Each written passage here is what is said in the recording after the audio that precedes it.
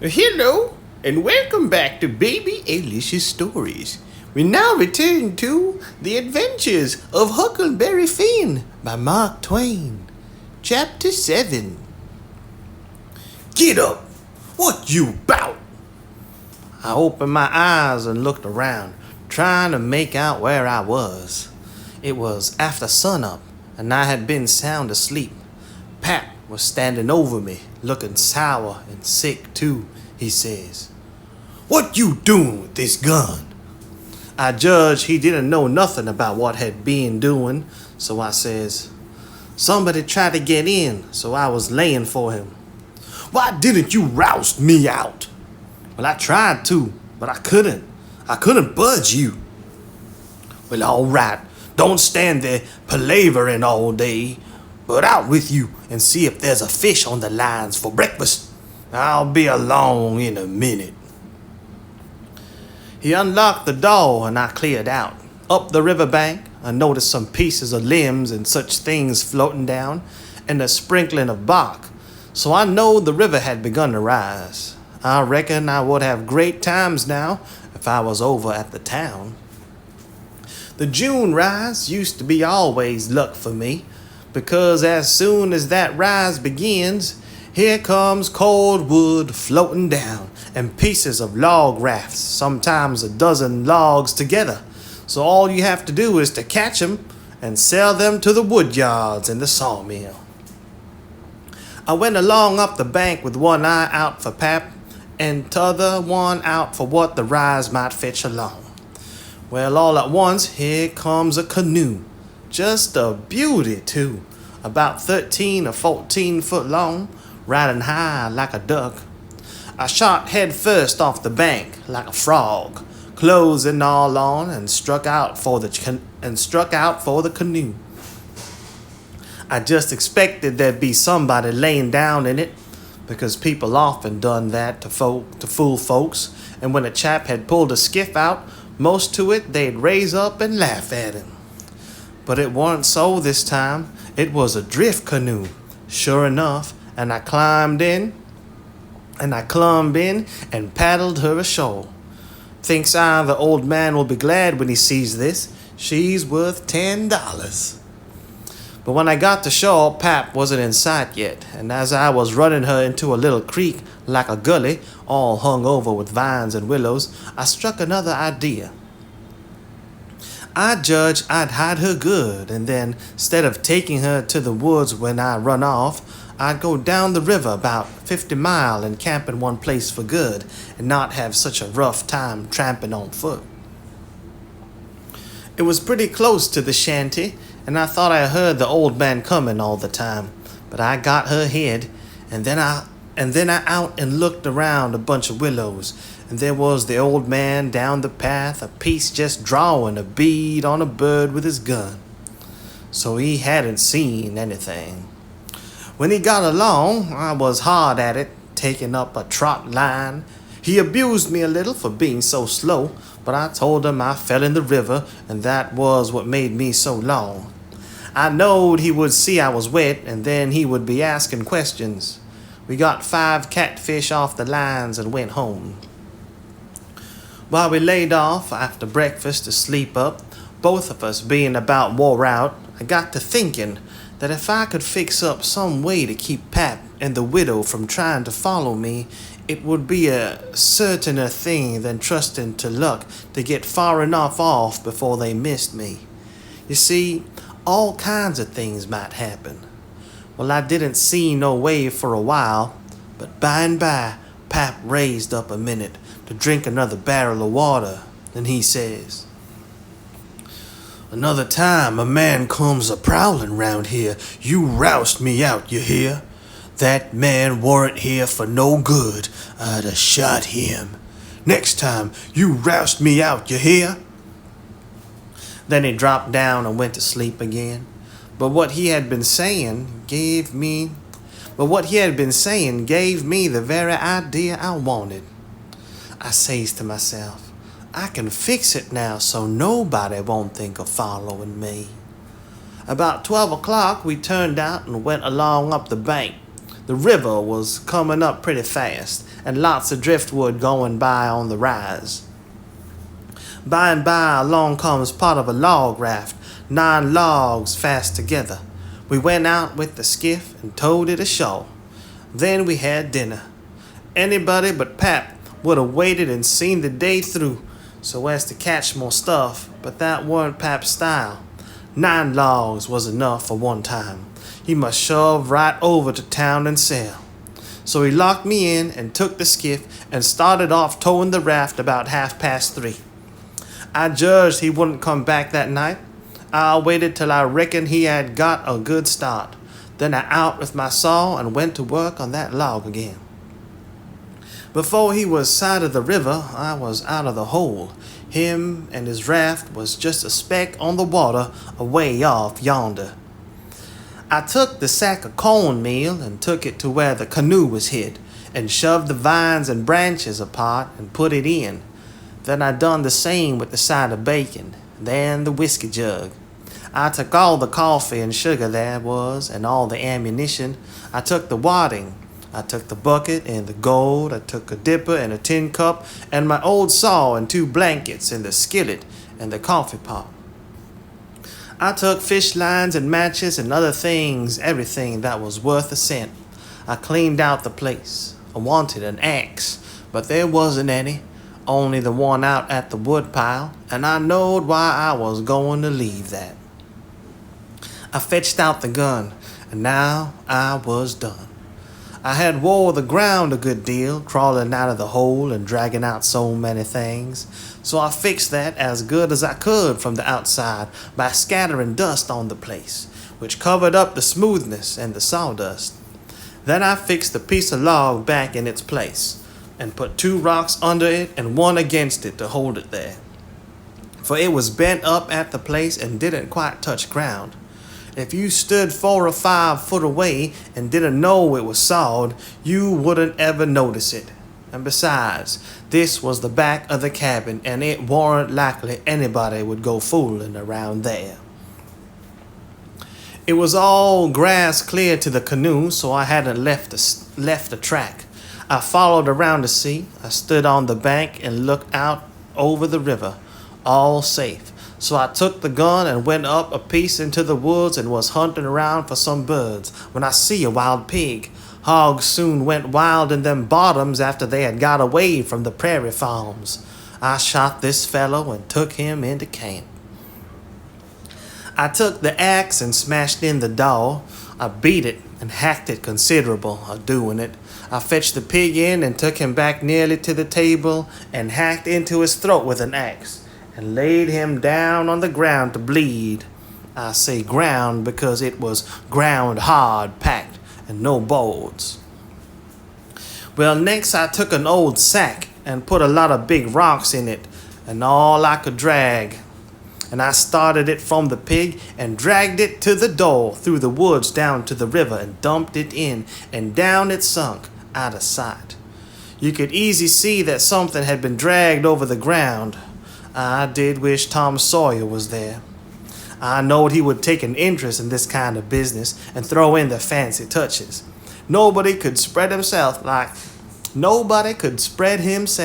Tom Sawyer in such a thing as that. Well, last I pulled out some of my hair and bloodied the axe good and stuck it on the backside and slung the axe in the corner. Then I took the pig and held him to my breast with my jacket so he couldn't drip, till I got a good piece below the house and then dumped him into the river. Now I thought of something else. So I went and got the bag of meal and my old saw out of the canoe and fetched them to the house. I took the bag to where it used to stand and ripped a hole in the bottom of it with the saw, for there weren't no knives and forks on the place. Pap done everything with his clasp knife about the cooking. Then I carried the sack about 100 yards across the grass and through the willows east of the house to a shallow lake that was 5 miles wide and full of rushes and ducks too, you might say in the season. There was a slough or a creek leading out of it on the other side that went miles away. I don't know where, but it didn't go to the river. The meal sifted out and made a little track all the way to the lake. I dropped Pap's whetstone there too, so as to look like it had been done by accident. Then I tied up the rip in the meal sack with a string so it wouldn't leak no more, and took it and my saw to the canoe again. It was about dark now, so I dropped the canoe down the river under some willows that hung over the bank and waited for the moon to rise. I made fast to a willow, then I took a bite to eat, and by and by laid down in the canoe to smoke a pipe and lay out a plan. I says to myself, they'll follow the track of that sack full of rocks to the shore and then drag the river for me. And they'll follow that meal track to the lake and go browsing down the creek that leads out of it to find the robbers that killed me and took the things. They won't ever hunt the river for anything but my dead carcass. They'll soon get tired of that and won't bother no more about me. All right, I can stop anywhere I want to. Jackson's Island is good enough for me. I know that island pretty well, and nobody ever comes there. And then I can paddle over to town nights and slink around and pick up things I want. Jackson's Island's the place. I was pretty tired, and the first thing I knowed, I was asleep. When I woke up, I didn't know where I was for a minute.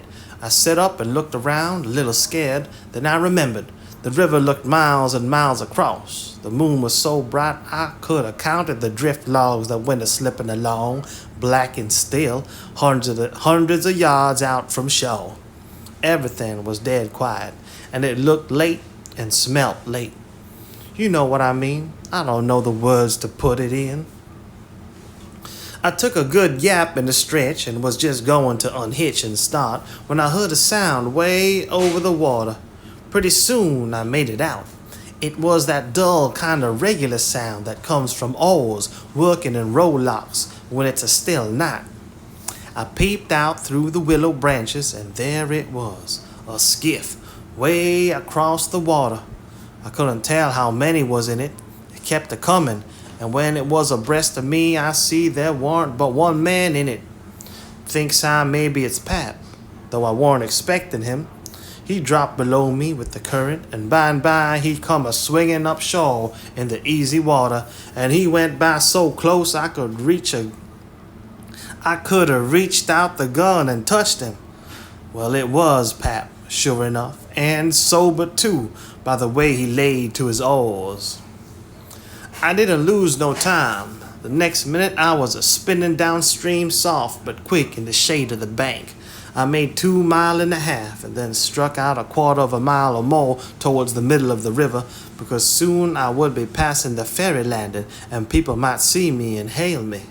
I got out amongst the driftwood and then laid down in the bottom of the canoe and let her float. I laid there and had a good rest in the smoke out of my pipe, looking away into the sky, not a cloud in it. The sky looks ever so deep when you lay down on your back in the moonshine. I never knowed it before, and how far a body can hear on the water such nights. I heard people talking at the ferry landing. I heard what they said too, every word of it. One man said it was getting towards the long days and the short nights now. T'other one said this weren't one of the short ones. He reckoned, and then they laughed. And he said it over again, and they laughed again. Then they waked up another fellow and told him and laughed. But he didn't laugh. He ripped out something brisk and said, "Let him alone." The first fellow said he'd loathe to tell it to his old woman. She would think it was pretty good. But he said that weren't nothing to some things he had said in his tune. I heard one man say it was nearly 3 o'clock, and he hoped daylight wouldn't wait more than about a week longer. After that, the talk got further and further away, and I couldn't make out the words anymore, but I could hear the mumble, and now and then a laugh too, but it seemed a long ways off. I was away below the ferry now. I rose up, and there was Jackson's Island, about 2.5 miles downstream, heavy timbered and standing up out of the middle of the river, big and dark and solid, like a steamboat without any lights. There weren't any signs of the bar at the head. It was all underwater now. It didn't take me long to get there. I shot past the head at a ripping rate. The current was so swift. Then I got into dead water and landed on the side towards the Illinois. shore. I run the canoe into a deep dent in the bank that I knowed about. I had to part the willow branches to get in, and when I made fast, nobody could see. And when I made fast, nobody could have seen the canoe from the outside. I went up and sat down on a log at the head of the island and looked out on the big river and the black driftwood, and away over to the town, 3 miles away, where there was 3 or 4 lights twinkling. A monstrous big lumber raft was about a mile upstream, coming along down with a lantern in the middle of it. I watched it come creeping down, and when it was most abreast of where I stood, I heard a man say, "Stern oars there! Heave her head to starboard!" I heard that just as plain as if the man was by my side. There was a little gray in the sky now, so I stepped into the woods and lay down for a nap before breakfast. Chapter 8. The sun was up so high when I waked that I judged it was after 8 o'clock. I lay there in the grass in the cool shade thinking about things and feeling rested and rather comfortable and satisfied. I could see the sun out at 1 or 2 holes, but mostly it was big trees all about and gloomy in there among them. There was freckled places on the ground where the light sifted down through the leaves, and the freckled places swapped about a little, showing there was a little breeze up there. A couple of squirrels sat on a limb and jabbered at me very friendly. I was powerful lazy and comfortable. Didn't want to get up and cook breakfast. Well, I was dozing off again when I think I hears a deep sound of boom away up the river. I rouses up and rests my elbow and listens. Pretty soon I hears it again. I hopped up and went and looked out a hole in the leaves, and I see a bunch of smoke laying on the water a long ways up, about abreast the ferry. And there was the ferry boat full of people floating along down. I knowed what was the matter now. Boom! I see the white smoke squirt out of the ferry boat's side, you see. They was firing cannon over the water trying to make my carcass come to top. I was pretty hungry, but it weren't going to do for me to start a fire because they might see the smoke. So I sat there and watched the cannon smoke and listened to the boom. The river was a mile wide there, and it always looks pretty on a summer morning.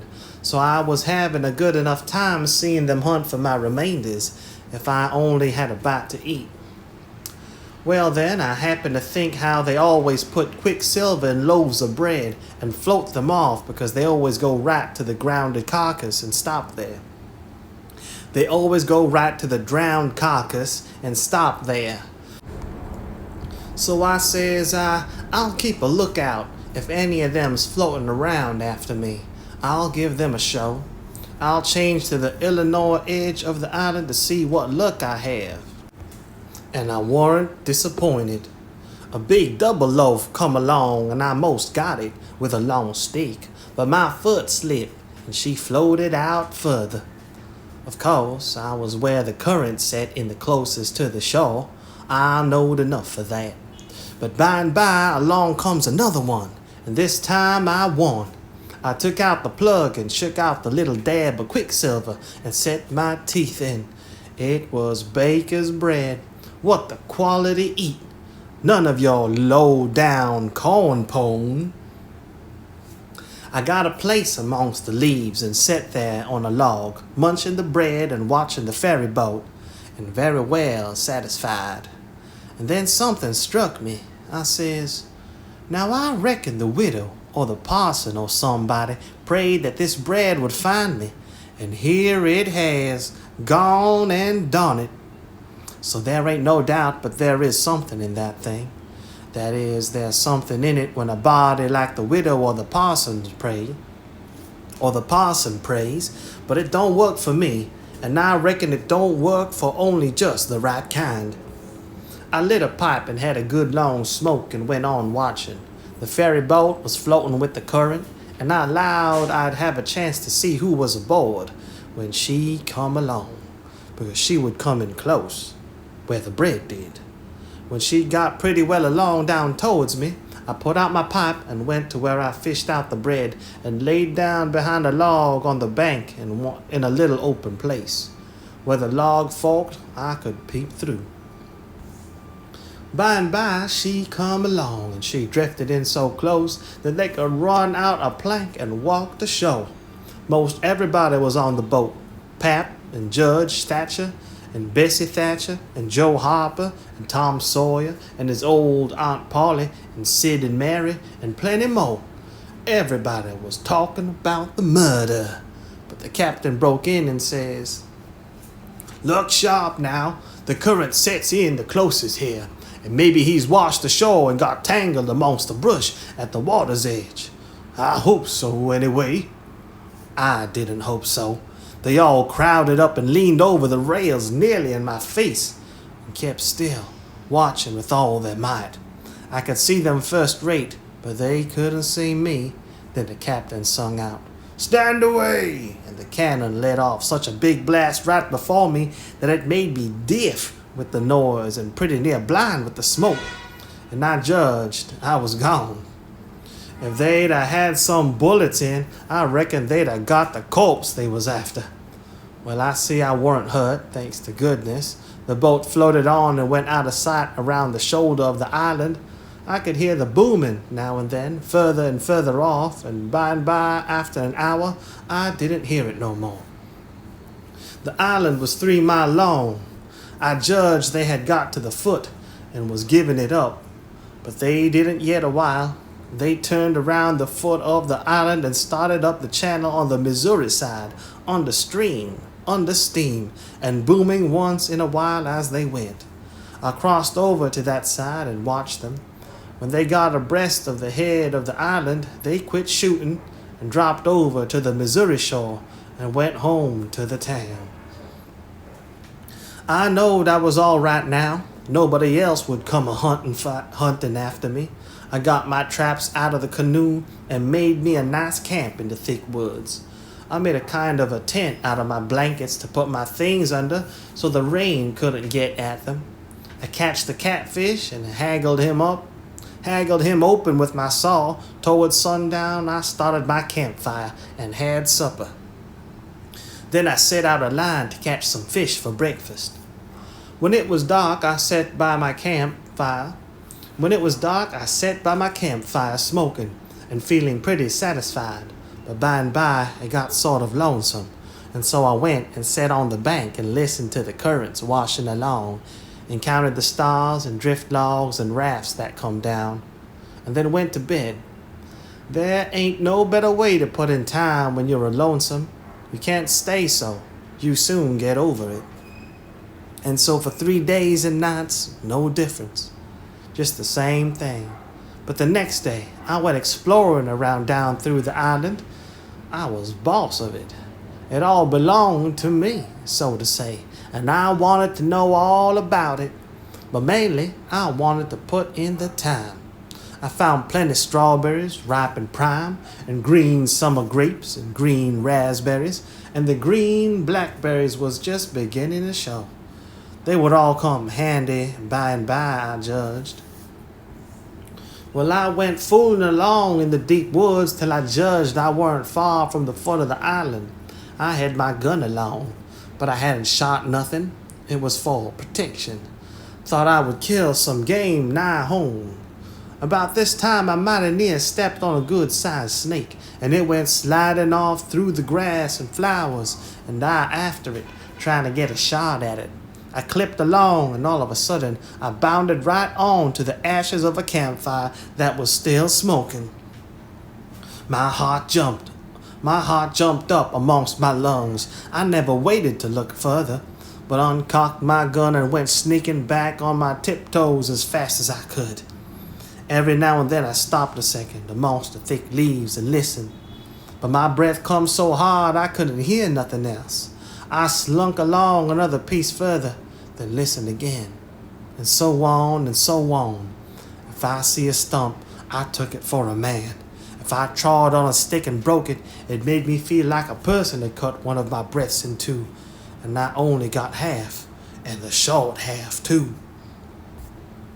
When I got to camp, I weren't feeling very brash. There weren't much sand in my crawl, but I says this ain't no time to be fooling around. So I got all my traps into my canoe again, so as to have them out of sight, and I put out the fire and scattered the ashes around to look like an old last year's camp, and then climbed a tree. I reckon I was up in the tree 2 hours, but I didn't see nothing. I didn't hear nothing. I only thought I heard and seen as much as 1,000 things.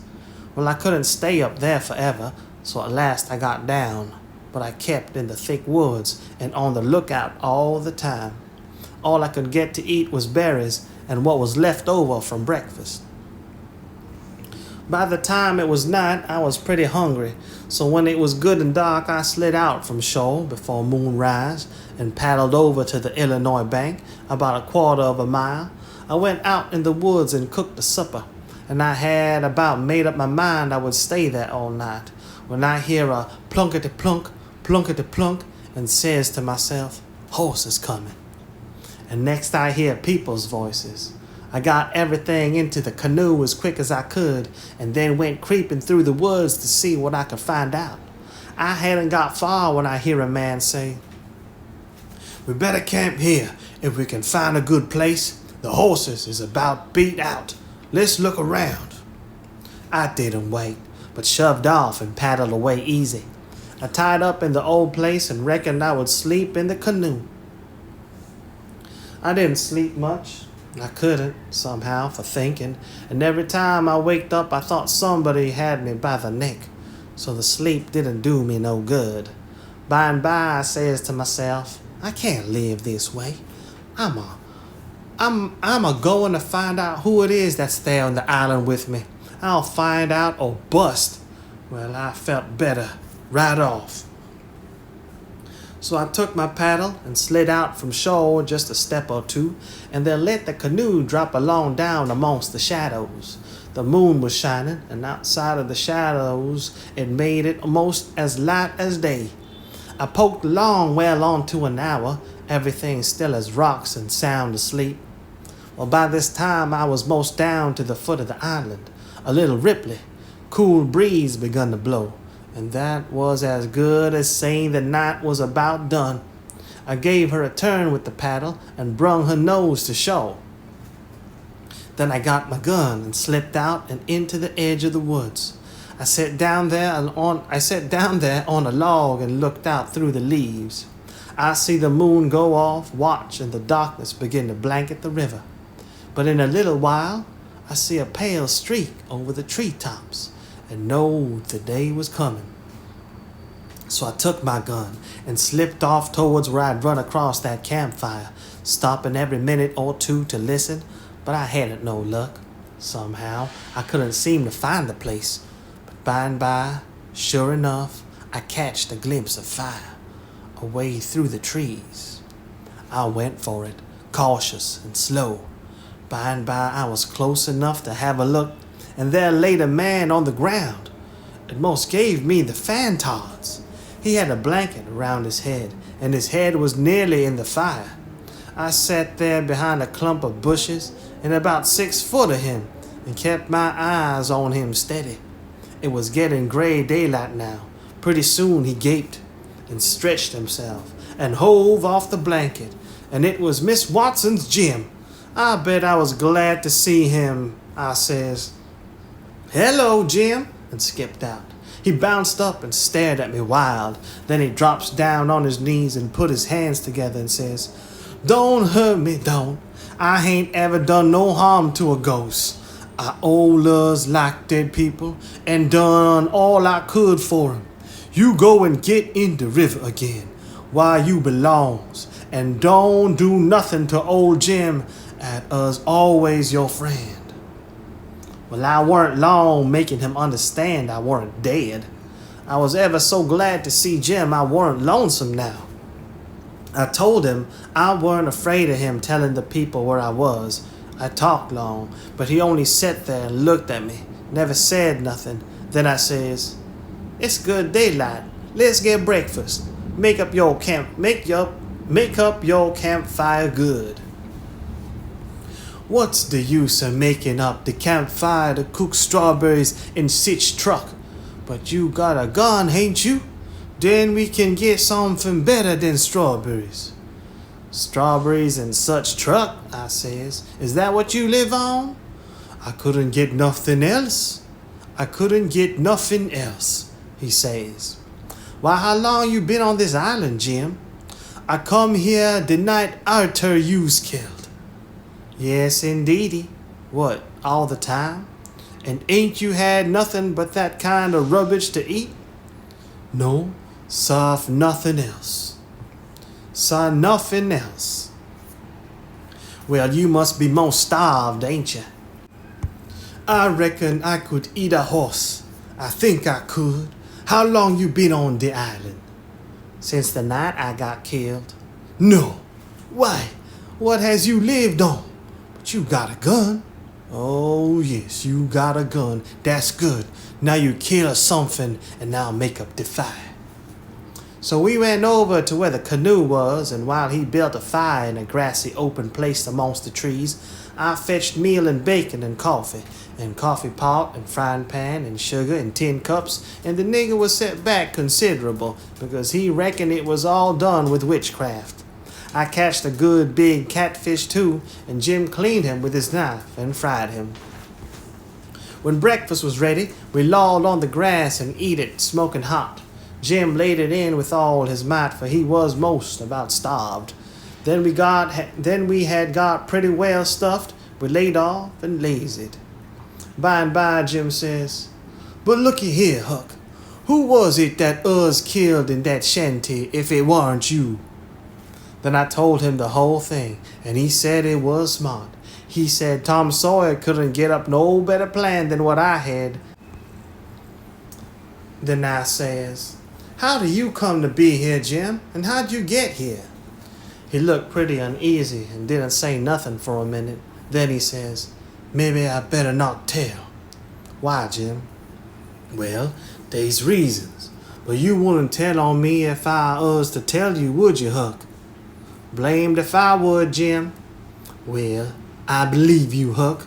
I run off. But mind, you said you wouldn't tell. You know you said you wouldn't tell, Huck." "Well, I did. I said I wouldn't, and I'll stick to it. Honest Injun, I will. People would call me a low-down abolitionist and despise me for keeping mum, but that don't make no difference. I ain't a-going to tell, and I ain't a-going back there anyways. So now, let's know all about it." "Well, you see, it is this way. Old Mrs., that's Miss Watson, she pecks on me all the time and treats me pooty rough. But she allus said she wouldn't sell me down to Orleans. But I noticed there was a nigger trader around at the place considerable lately, and I begin to get uneasy. Well, one night I creeps to the old do-pooted late, and they do warrant quite shit. And I hear old Mrs. tell the wider she gwine to sell me down to Orleans, but she didn't want to. But she could get $800 for me, and it was such a big stack of money she couldn't resist. The wider she tried to get her to say she wouldn't do it. But I never waited to hear the rest. I lit out mighty quick, I tell you. I took out and shunned down the hill and spec to steal a skit long the shore somers above the town. But they was people a-stirring yet, so I hid in the old tumble-down cooper shop on the bank to wait for everybody to go away. Well, I was there all night. There was somebody round all the time, long about 6 in the morning. Skiffs begin to go by, and 'bout 8 or 9 every skit that went long was talking about how your pop come over to the town and say you is killed. They say last skiffs was full of ladies and gentlemen are going over for to see the place. Sometimes they pull up at the show and take a rest before they started across. So by the talk, I got to know all about the killing. I is powerful sorry you was killed, Huck, but I ain't no more now. I laid there under the shavings all day. I is hungry, but I weren't afeard, because I knowed old Mrs. and the Wider was going to start to the camp meeting right after breakfast and be gone all day, and they knows I goes off with the cattle about daylight, so they won't suspect to see me round the place, and so they wouldn't miss me till after dark in the evening. The other servants wouldn't miss me, 'cause they shin out and take holiday soon as the old folks was out in the way. Well, when it come dark, I tuck out up the river road and went 'bout 2 mile or more to where they weren't no houses.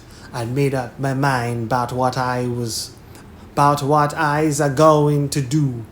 You see, if I kept on trying to get away afoot, the dogs would track me. If I stole a skiff to cross over, they missed that skiff, you see, and they'd know about where I land on the other side and where to pick up my track. So I says a raft is what I's arter. It don't make no track.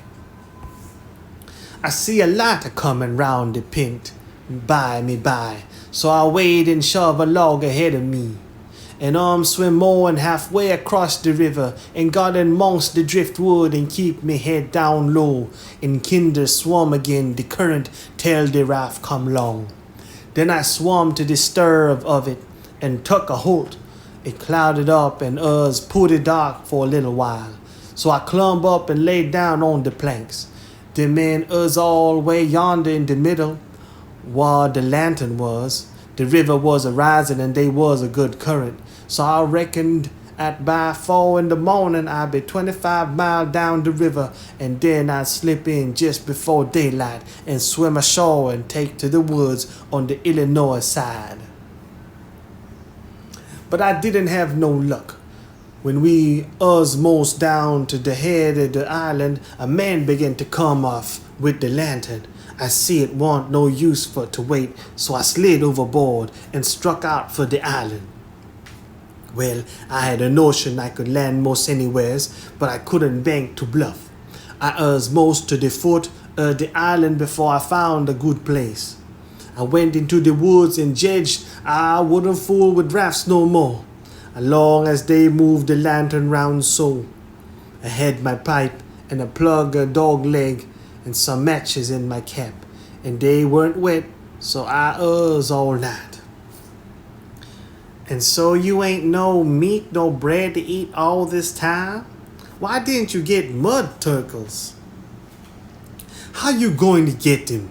You can't slip up on him and grab him, and how's a body going to hit him with a rock? How could a body do it in the night? And I weren't going to show myself in the bank in the daytime. Well, that's so. You've had to keep in the woods all the time, of course. Did you hear 'em shooting the cannon? Oh, yes. I know they was after you. I seen them go by here, watched them through the bushes. Some young birds come along, flying a yard or two at a time and lighting. Jim said it was a sign it was going to rain. And he said it was a sign when young chickens flew that way, and so he reckoned it was the same way when young birds done it. I was going to catch some of them, but Jim wouldn't let me. He said it was death. He said his father laid mighty sick once, and some of them catched the bird, and his old granny said his father would die, and he did. And Jim said you mustn't count the things you're going to cook for dinner, because that would bring bad luck. The same if you shook the tablecloth after sundown.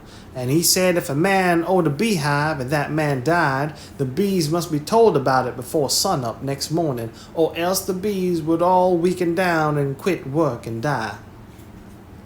Jim said bees wouldn't sting idiots, but I didn't believe that, because I had tried them lots of times myself, and they wouldn't sting me.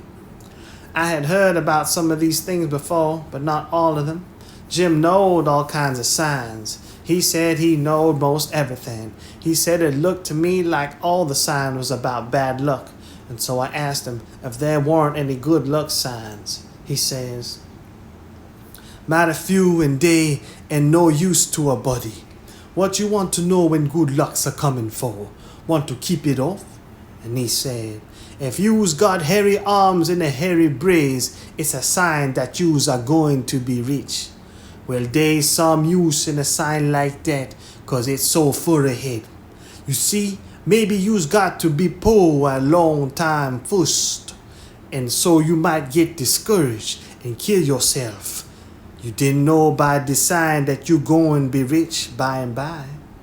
By me by." Have you got hairy arms and a hairy breast, Jim? What's the use to ask that question?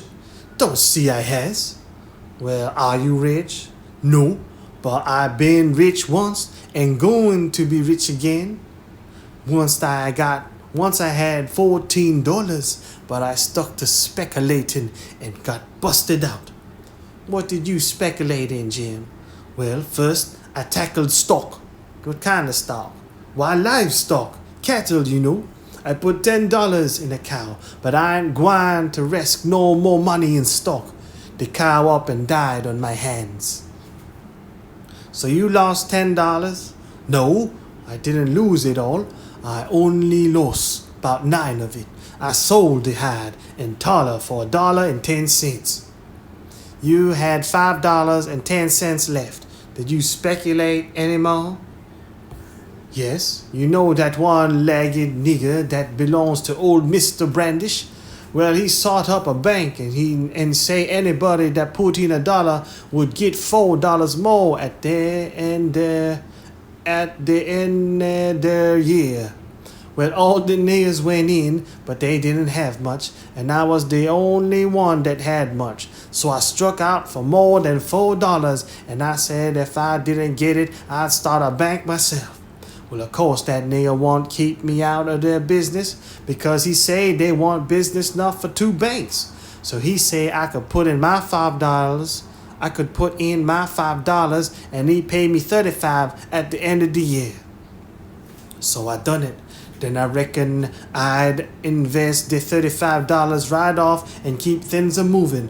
There was a nigger named Bob that had catched a wood flat, and his master didn't know it, and I bought it off him and told him to take the $35 when the end of the year come, but somebody stole the wood flat that night, and the next day the one-legged nigger say the bank busted, so they didn't none of us get no money.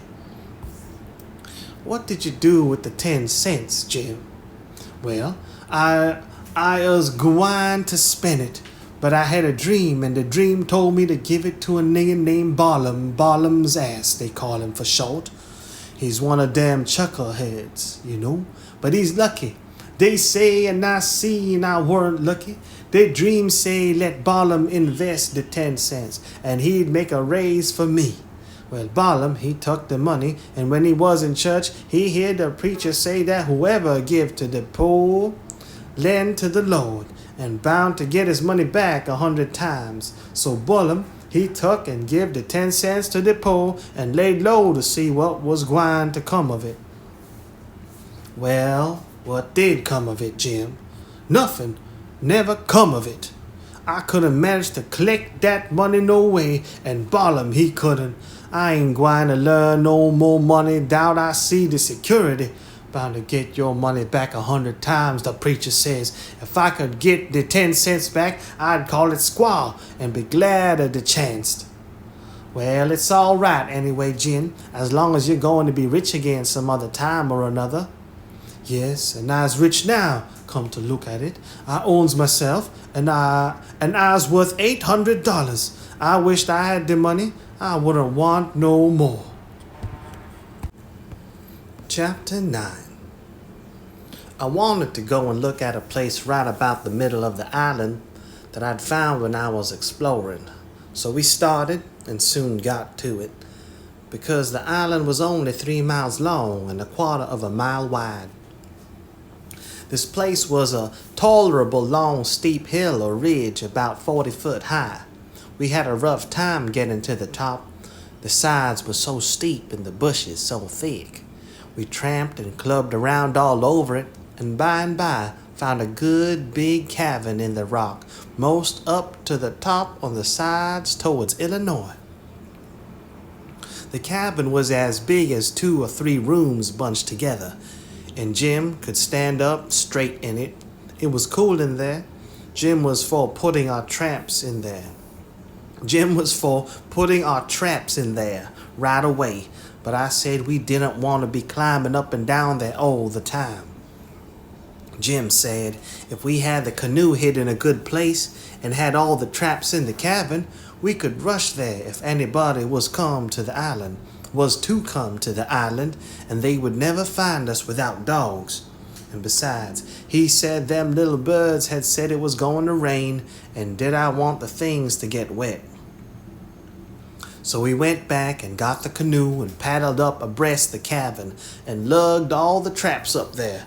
Then we hunted up a place close by to hide the canoe in, amongst the thick willows. We took some fish off the lines and set them again, and begun to get ready for dinner.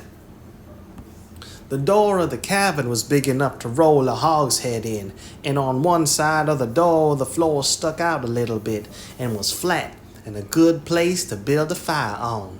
So we built it there and cooked dinner.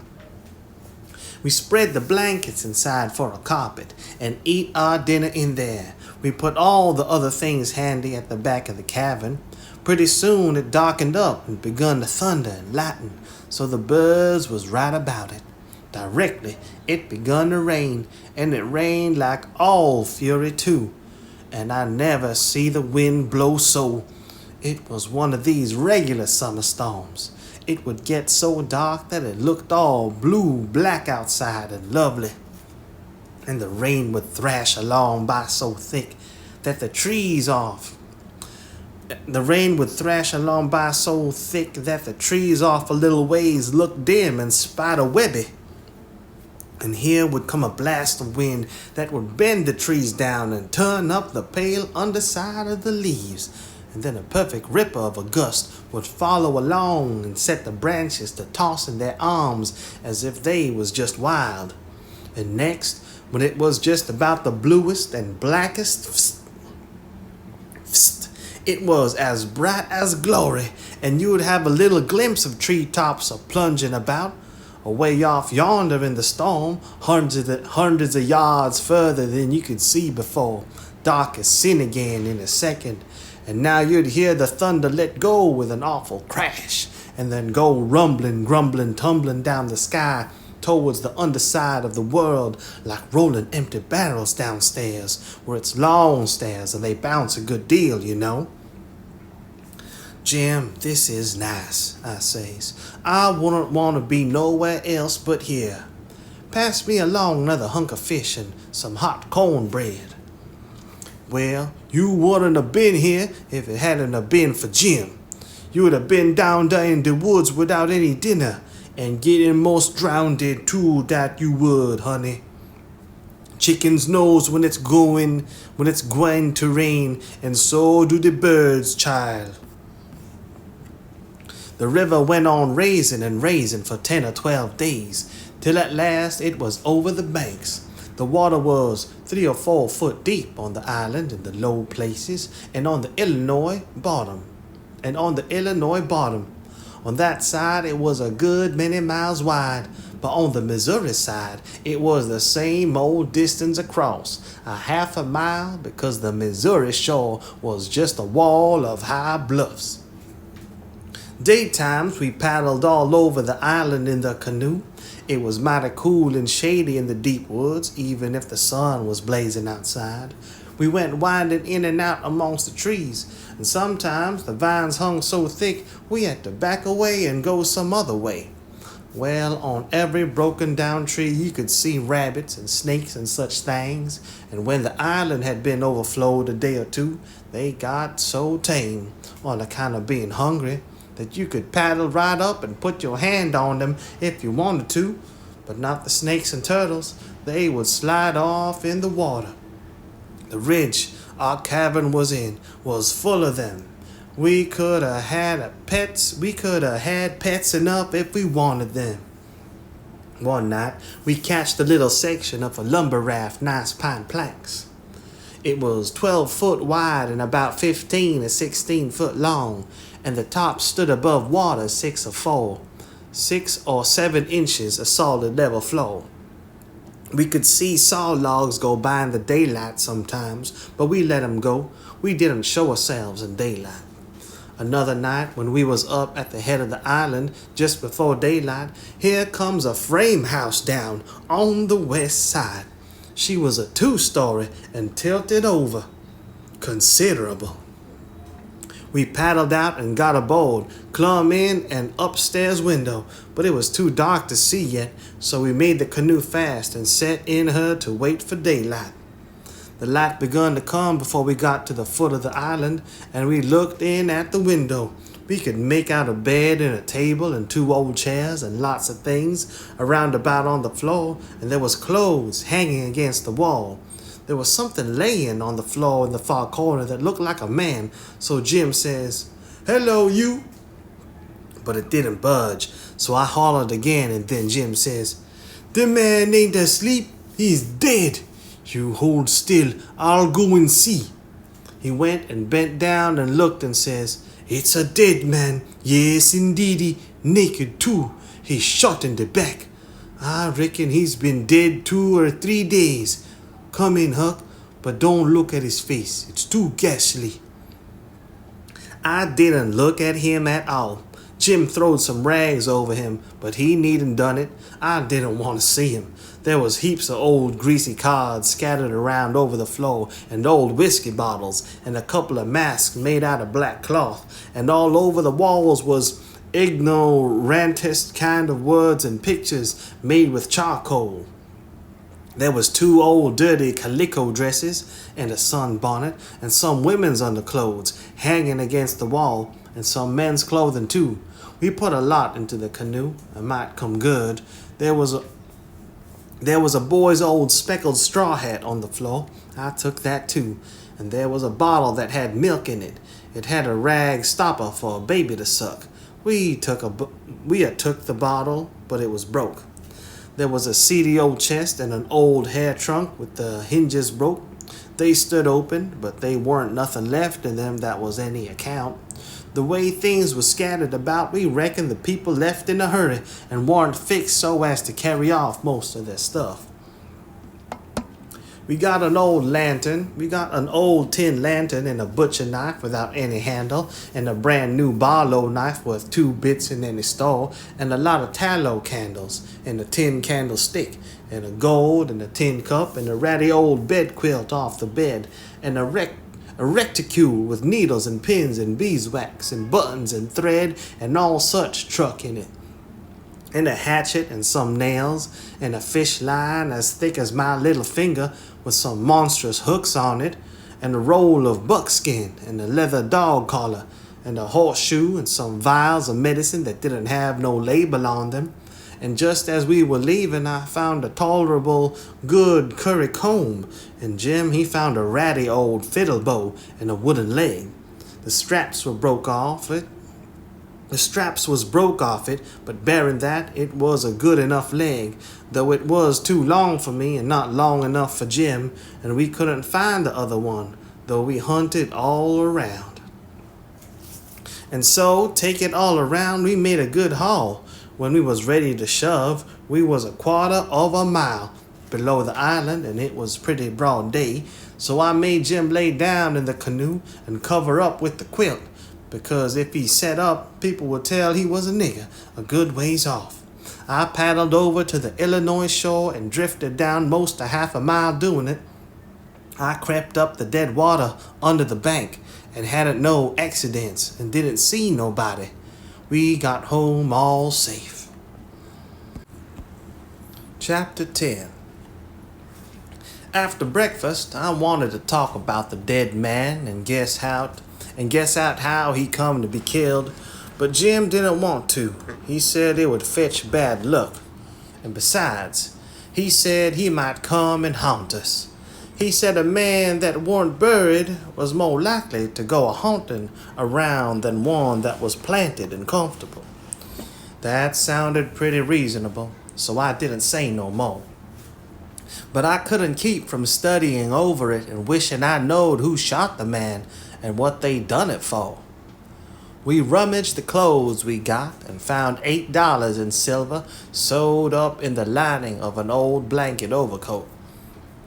Jim said he reckoned the people in that house stole the coat, because if they'd have known the money was there, they wouldn't have left it. I said I reckoned they killed him too. But Jim didn't want to talk about that, I says.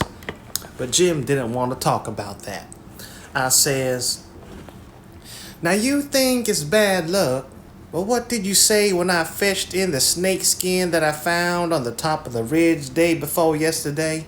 You said it was the worst bad luck in the world to touch a snake skin with my hands. Well, here's your bad luck. We've raked in all this truck and $8 besides. I wish we could have some bad luck like this every day, Jim. Never you mind, honey. Never you mind.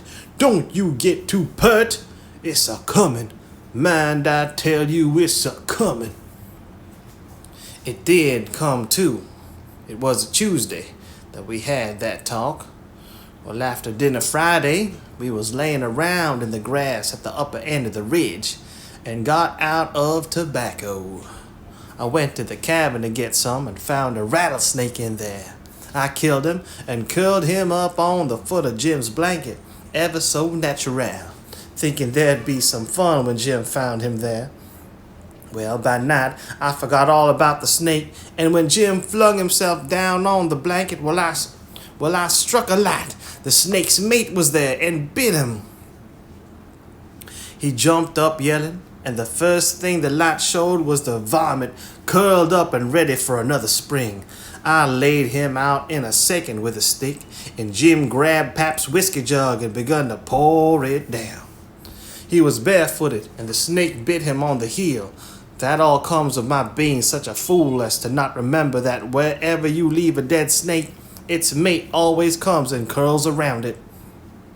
Jim told me to chop off the snake's head and throw it away, and then skin the body and roast a piece of it.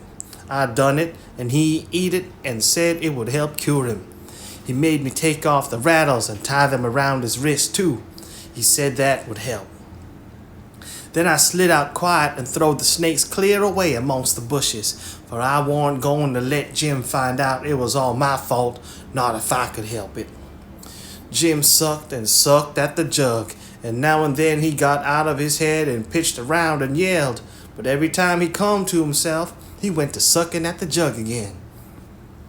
His foot swelled up pretty big, and so did his leg, but by and by the drunk begun to come, and so I judged he was all right, but I'd druther been bit with a snake than Pap's whiskey.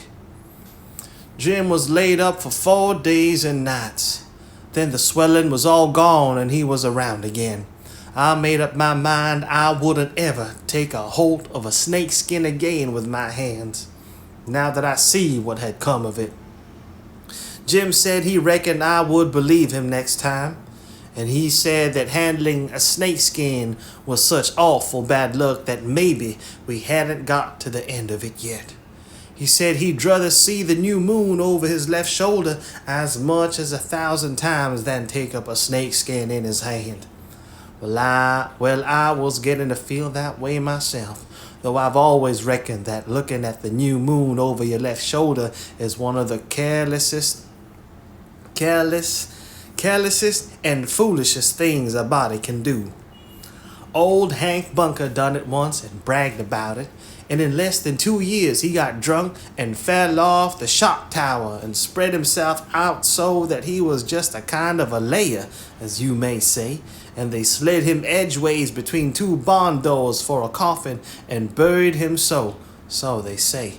But I didn't see it. Pap told me. But anyway, it all come a-looking at the moon that way, like a fool. Well, the days went along and the river went down between its banks again, and about the first thing we done was to bait one of the big hooks with a skinned rabbit and set it and catch a catfish that was as big as a man. Being 6 foot 2 inches long and weighed over 200 pounds, we couldn't handle him. Of course, he would have flung us into Illinois. We just sat there and watched him rip and tear around till he drowned. We found a brass button in his stomach and a round ball and lots of rubbish. We split the ball open with the hatchet and there was a spool in it. Jim said he'd had it there a long time, to coat it over so and make a ball of it. It was as big a fish as was ever catched in the Mississippi, I reckon. Jim said he hadn't ever seen a bigger one. He would have been worth a good deal over at the village. They peddle out such a fish as that by the pound in the market house there. Everybody buys some of him. His meat's as white as snow and makes a good fry. Next morning I said it was getting slow and dull, and I wanted to get a stirring up some way. I said I reckoned I would slip over the river and find out what was going on. Jim liked that notion, but he said I must go in the dark and look sharp. Then he studied it over and said, couldn't I put on some of them old things and dress up like a girl? That was a good notion too. So he shortened up one of the calico gowns and I turned up my trouser legs to my knees and got into it. Jim hitched it behind the hooks and it was a fair fit. I put on the sunbonnet and tied it under my chin, and then for a body to look in and see my face was like looking down a joint of a stovepipe. Jim said nobody would know me even in the daytime. Hardly. I practiced around all day to get the hang of things, and by I could do pretty well in them, only Jim said I didn't walk like a girl, and he said I must quit pulling up my gown to get at my breeches pockets. I took notice and done better. I started up the Illinois shore in the canoe just after dark. I started across the town from a little below the ferry landing, and the drift of the current fetched me in at the bottom of the town. I tied up and started along the bank. There was a light burning in a little shanty that hadn't been lived in for a long time, and I wondered who had took up quarters there. I slipped up and peeped in at the window. There was a woman, about 40-year-old in there, knitting by a candle that was on a pine table. I didn't know her face. She was a stranger, but you couldn't start a face in that town that I didn't know. Now this was lucky, because I was weakening. I was getting afraid I had come. People might know my voice and find me out. But if this woman had been in such a little town 2 days, she could tell me all I wanted to know. So I knocked at the door and made up my mind I wouldn't forget I was a girl. Chapter 11. Come in, says the woman, and I did. She says, take a chair. I done it. She looked me all over with her little shiny eyes, and says, what might your name be? Sarah Williams. Whereabouts do you live in this neighborhood? Nome, in Hookerville, 7 miles below. I walked all the way and I'm all tired out. Hungry too, I reckon. I'll find you something. No, I ain't hungry. I was hungry. I had to stop 2 miles below here at a farm, so I ain't hungry no more. It's what makes me so late. My mother's down sick and out of money and everything, and I come to tell my uncle, Abner Moore. He lives at the upper end of the town, she says. I ain't ever been here before. Do you know him? No, but I don't know everybody yet. I haven't lived here quite 2 weeks. It's a considerable ways to the upper end of the town. You better stay here all night. Take off your bonnet. No, I says. I'll rest a while, I reckon, and go on. I ain't afraid of the dark. She said she wouldn't let me go by myself, but her husband would be in by, maybe in an hour and a half, and she'd send him along with me. Then she got to talking about her husband and about her relations up the river and her relations down the river, and about how much better off they used to was, and how they didn't know but they'd made a mistake coming to our town. Instead of letting well alone and so on, till I was afeard I had made a mistake coming to her to find out what was going on in this town. By and by, she dropped on to Pap and the murder, and then I was pretty willing to let her clatter right along. She told about me and Tom Sawyer finding the $6,000, only she got it 10, and all about Pap and what a hard lot he was, and what a hard lot I was, and at last she got down to where I was murdered. I says, who done it? We've heard considerable about these goings-on down in Huckleberry, but we don't know who 'twas that killed Huck Finn. Well, I reckon there's a right smart chance of people here that like to know who killed him. Some thinks old Finn done it himself. No, is that so? Most everybody thought it at first. He'll never know how nigh he came to getting lynched, but before night they changed around and judged it was done by a runaway nigger named Jim. Why, I stopped. I reckoned I better keep still. She run on and never noticed I'd put in at all. The nigger run off the very night Huck Finn was killed, so there's a reward out for him, $300, and there's a reward out for old Finn too, $200. You see, he come to town the morning after the murder and told about it, and was out with him on the ferry boat hunt, and right away after he up and left. Before night, they wanted to lynch him, but he was gone, you see. Well, next day, they found out the nigger was gone. They found out he hadn't been seen since 10 o'clock, the night the murder was done.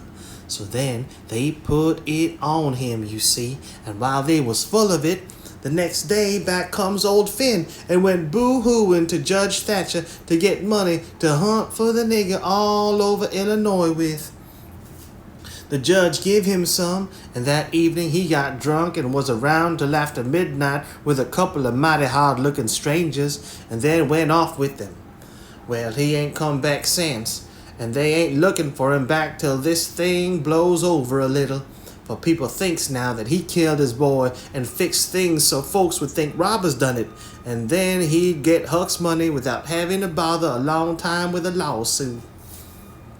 People do say he warn't any good to do it. Oh, he's sly, I reckon. If he don't come back for a year, he'll be all right.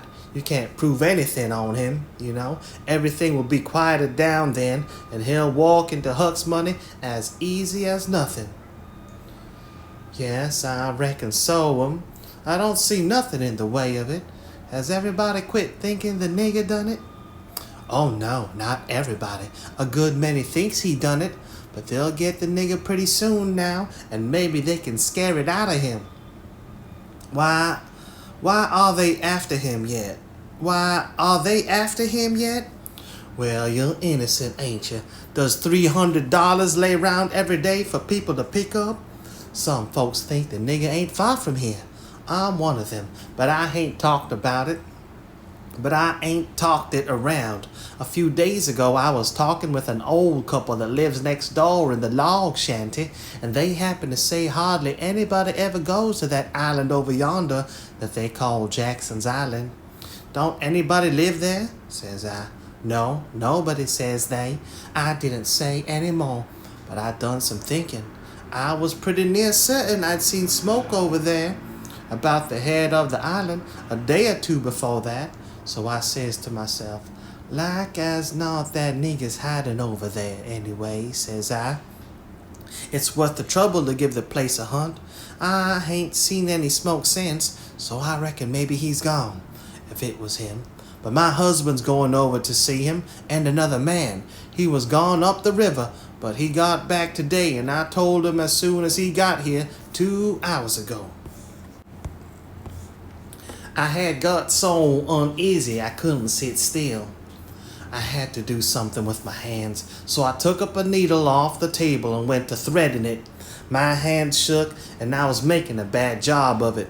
When the woman stopped talking, I looked up, and she was looking at me pretty curious and smiling a little.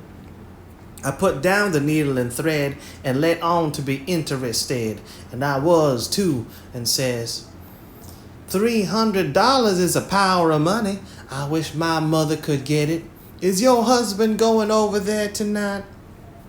Oh, yes. He went uptown with the man I was telling you of to get a boat and see if they could borrow another gun.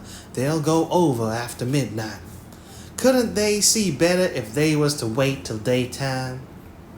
Yes, and couldn't the nigger see better too? After midnight, he'll likely be asleep, and they can slip around through the woods and hunt up his campfire, all the better for the dog if he's got one. I didn't think of that. The woman kept looking at me pretty curious, and I didn't feel a bit comfortable. Pretty soon she says, "What did you say your name was, honey?" Mary Williams.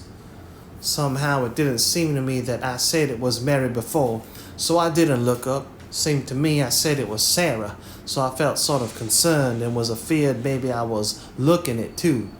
I wish the woman would say something more. The longer she sat still, the uneasier I was. But now she says, "Honey, I thought you said it was Sarah when you first came in." "Oh, yes, I did. Sarah Mary Williams. Sarah's my first name. Some call me Sarah, some calls me Mary." "Oh, that's the way of it." "Yes'm." I was feeling better then, but I wished I was out there. Anyway, I couldn't look up yet. When the woman fell to talking about how hard times was, and how poor they had to live, and how the rats was as free as if they owned the place, and so forth and so on, then I got easy again. She was right about the rats. You'd see one stick his nose out of a hole in the corner every little while. She said she had to have things handy to throw at them when she was alone, or they wouldn't give her no peace. She showed me a bar of lead, twisted up into a knot, and said she was a good shot with it, generally. But she'd wrenched her arm a day or two ago and didn't know whether she could throw true now.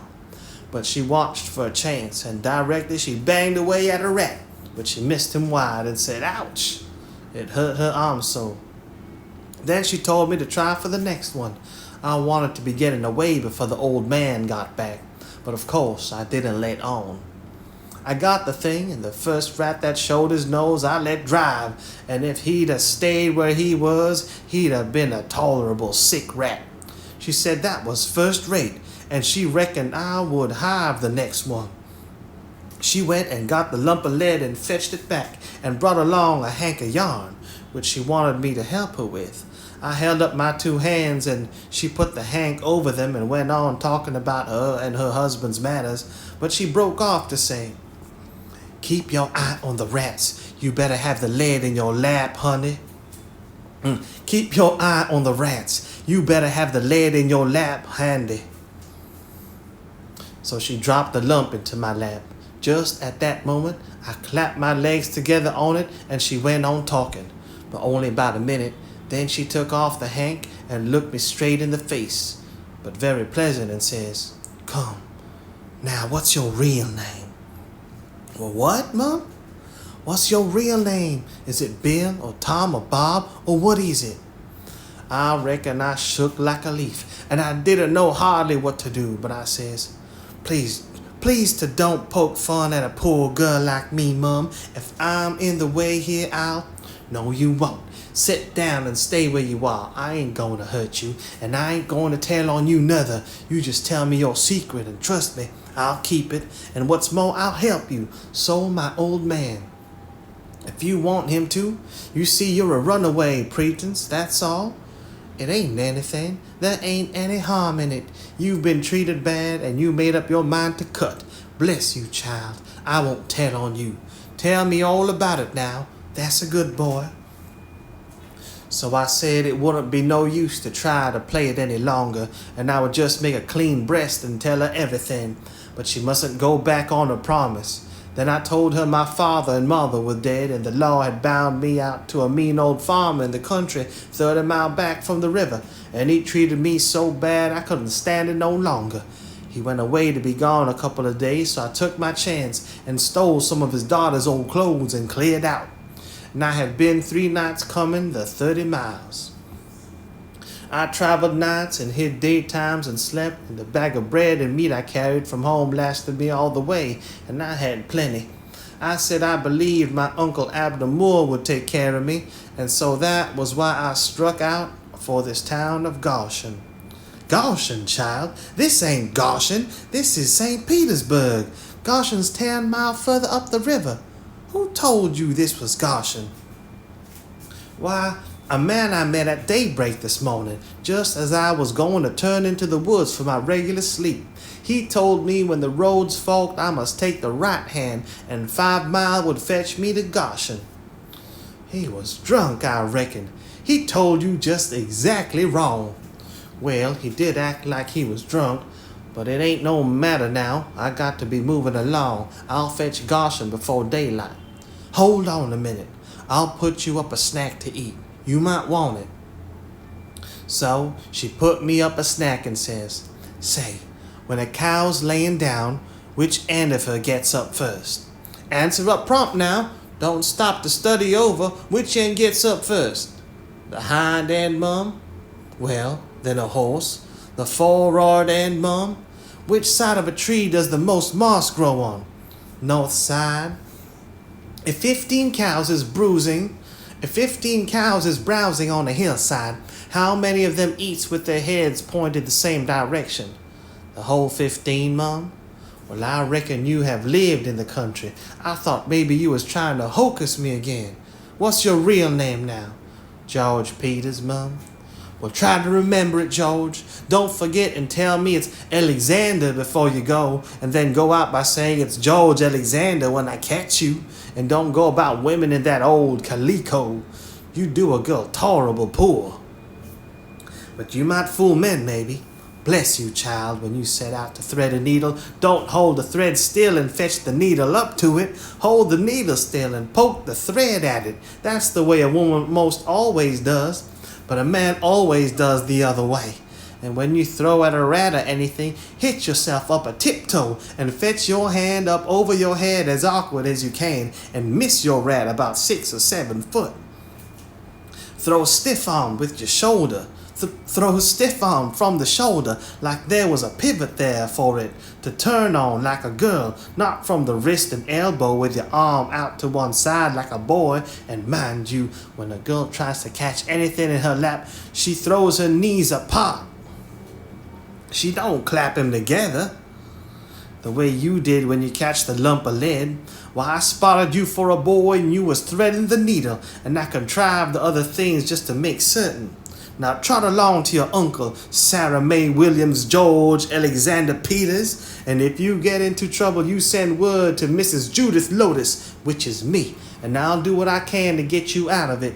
Keep the river road all the way, and next time you tramp, take shoes and socks with you. The river road's a rocky one, and your feet be in a condition when you get to Goshen, I reckon.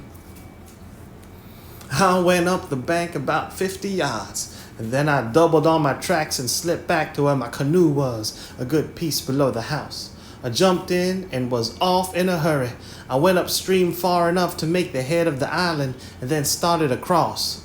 I took off the sunbonnet, for I didn't want no blinders on then. When I was about the middle, I hear the clock begin to strike, so I stops and listens. The sound come faint over the water, but clear 11. When I struck the head of the island, I never waited to blow, though I was most winded, but I shoved right into the timber where my old camp used to be and started a good fire there on a high and dry spot. Then I jumped in the canoe and dug out for our place 1.5 miles below as hard as I could. I landed and slopped through the timber and up the ridge and into the cabin. There Jim laid sound asleep on the ground. I roused him out and says, "Get up and hump yourself, Jim. There ain't a minute to lose. They're after us." Jim never asked no questions, he never said a word, but the way he worked for the next half an hour showed about how he was scared. By that time, everything we had in the world was on our raft, and she was ready to be shoved out from the willow cove where she was hid. We put out the campfire at the cabin the first thing and didn't show a candle outside after that. I took the canoe out from shore a little piece and took a look, but if there was a boat around, I couldn't see it, for stars and shadows ain't good to see by. Then we got out the raft and slipped along down in the shade, past the foot of the island dead still, never saying a word. Chapter 12. It must have been close on to 1 o'clock when we got below the island at last, and the raft did seem to go mighty slow. If a boat was to come along, we was going to take to the canoe and break for the Illinois shore. And it was well a boat didn't come, for we hadn't ever thought to put the gun into the canoe or a fishing line or anything to eat. We was in rather too much of a sweat to think of so many things. It warn't good judgment to put everything on the raft. If the men went to the island, I just expect they found the campfire I built and watched it all night for Jim to come. Anyways, they stayed away from us, and if my building the fire never fooled them, it weren't no fault of mine. I played it as low down on them as I could. When the first streak of day begun to show, we tied up to a towhead in a big bend on the Illinois side and hacked off cottonwood branches with the hatchet and covered up the raft with them so she looked like there had been a cave-in the bank there. A towhead is a sandbar that has cottonwoods on it as thick as harrow teeth. We had mountains on the Missouri shore and heavy timber on the Illinois side, and the channel was down the Missouri shore at that place, so we weren't afraid of anybody running across us. We laid there all day and watched the rafts and steamboats spin down the Missouri shore and upbound steamboats fight the big river in the middle. I told Jim all about the time I had jabbering with that woman, and Jim said she was a smart one, and if she was to start after us herself, she wouldn't sit down and watch a campfire. No, sir, she'd fetch a dog. Well, then I said, why couldn't she tell her husband to fetch a dog?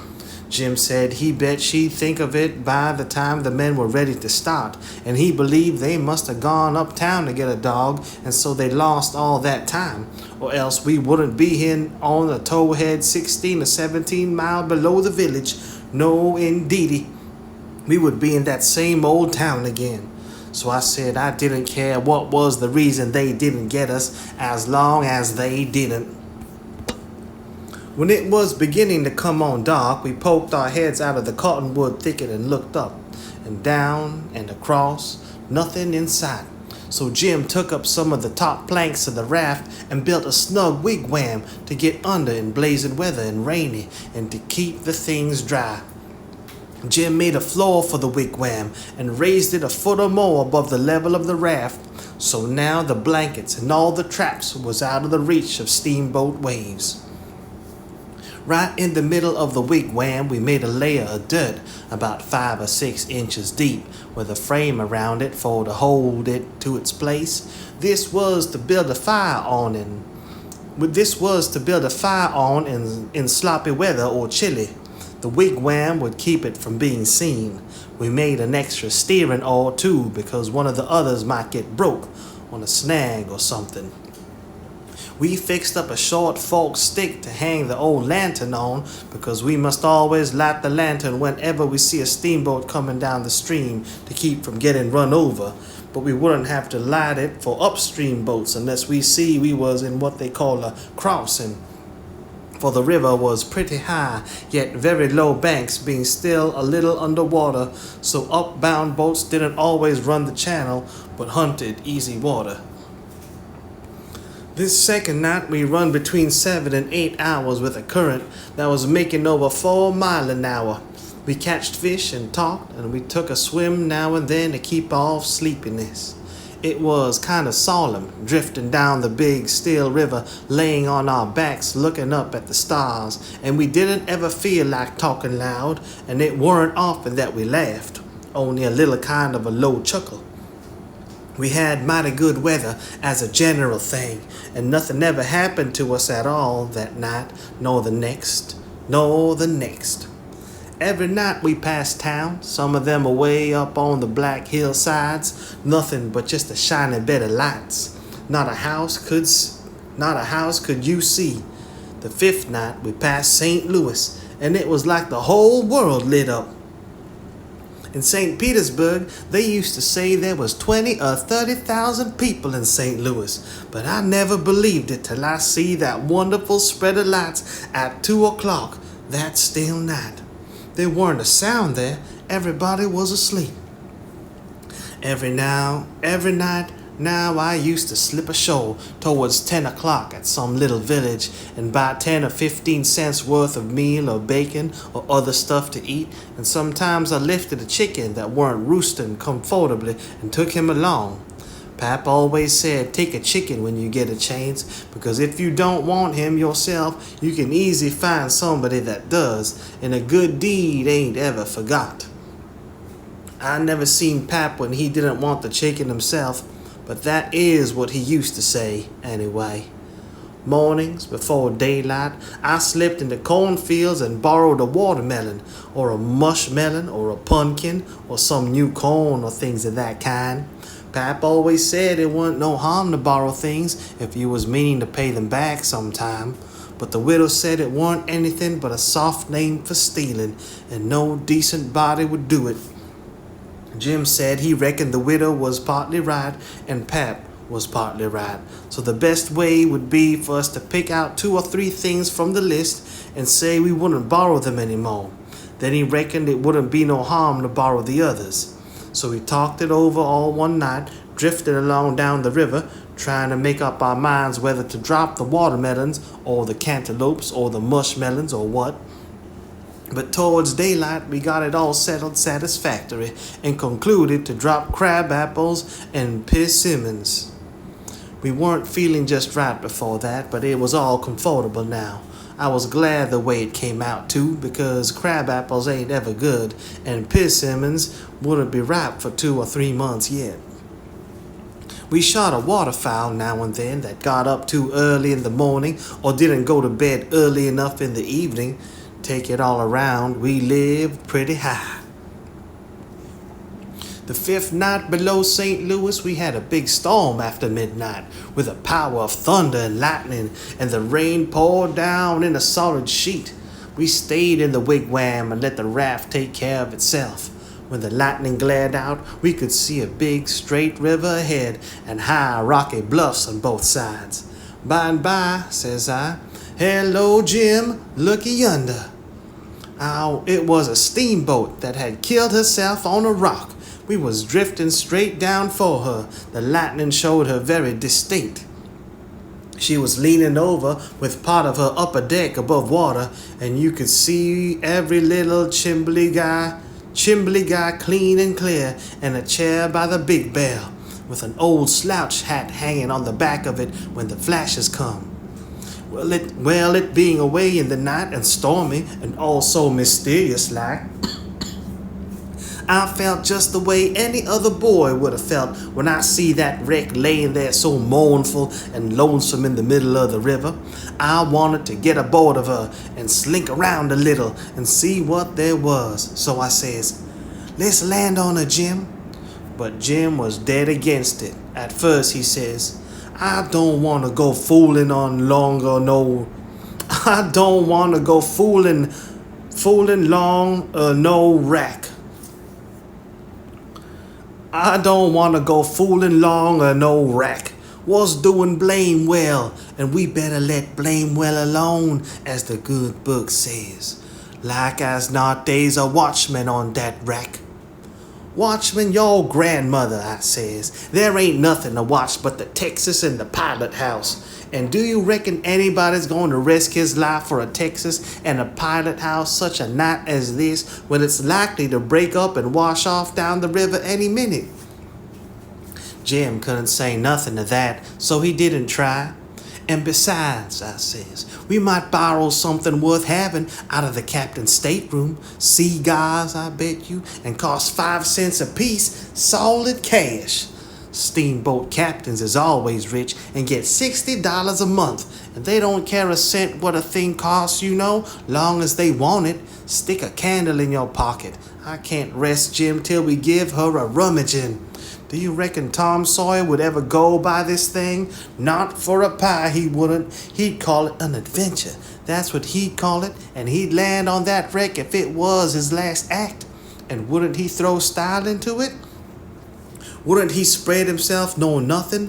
Why, you'd think it was Christopher Columbus discovering Kingdom Come. I wish Tom Sawyer was here. Jim, he grumbled a little, but give in. He said we mustn't talk any more than we could help, and then talk mighty low.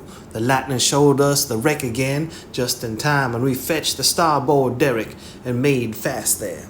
The deck was high out here. We went sneaking down the slope of it to larboard. We went sneaking down the slope of it to larboard in the dark towards the Texas, feeling our way slow with our feet and spreading our hands out to fend off the guys, for it was so dark we couldn't see no sign of them.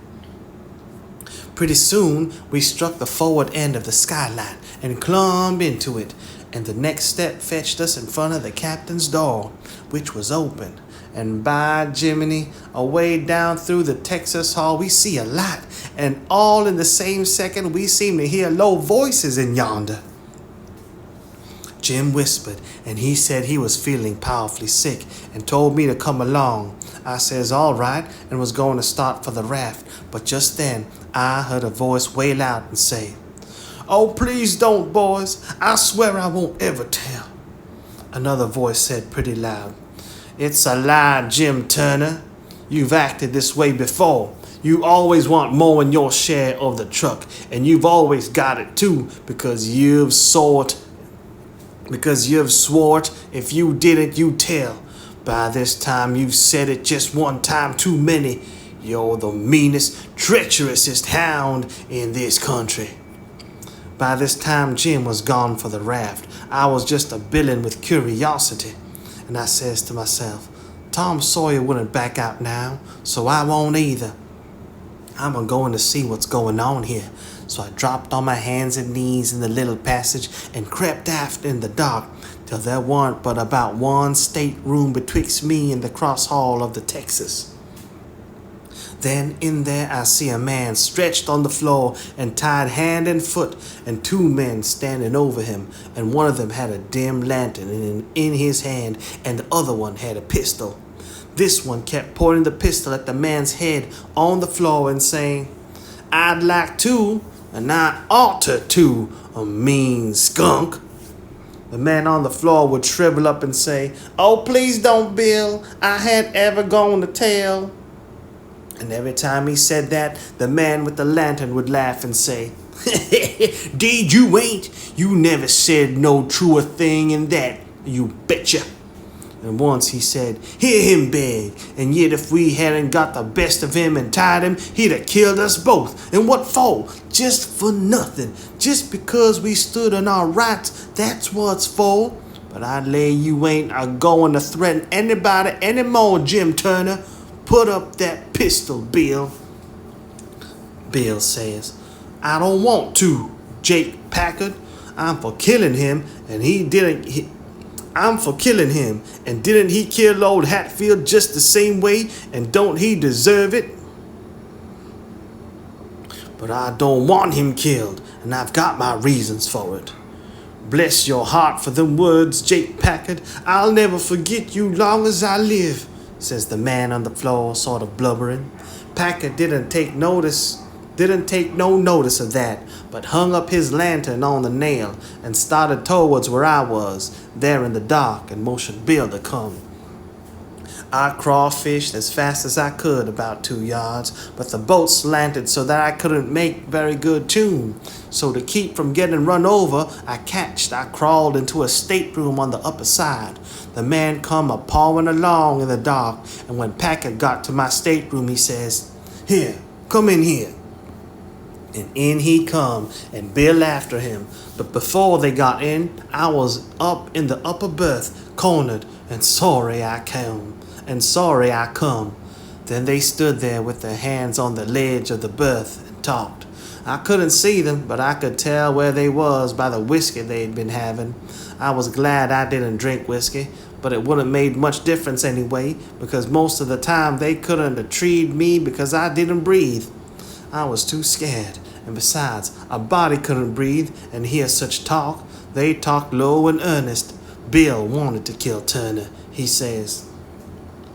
He said he'd tell, and he will. If we was to give both our shares to him now, it wouldn't make no difference after the row and the way we've served him. Sure as you're born, he'll turn state's evidence. Now you hear me. I'm for putting him out of his troubles. So am I, says Packard very quiet. Blame it, I'd sort of begun to think you wasn't. Well then, that's all right. Let's go and do it. Hold on a minute. I hadn't said my say yet. You listen to me. Shooting's good, but there's quite a ways if the thing's gotta be done. But what I say is this. It ain't good sense to go courting around after a halter if you can get at what you're up to in some way that's just as good and at the same time don't bring you into no risks. Ain't that so? You bet it is, but how you gonna manage it this time? Well, my idea is this.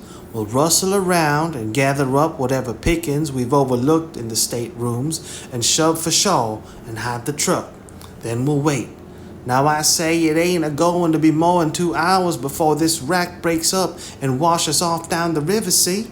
He'll be drowned and won't have nobody to blame for it but his own self. I reckon that's a considerable sight better than killing of him. I'm unfavorable to killing a man as long as you can get around it. It ain't good sense. It ain't good morals. Ain't that right? Yes, I reckon you are. But suppose she don't break up and wash off.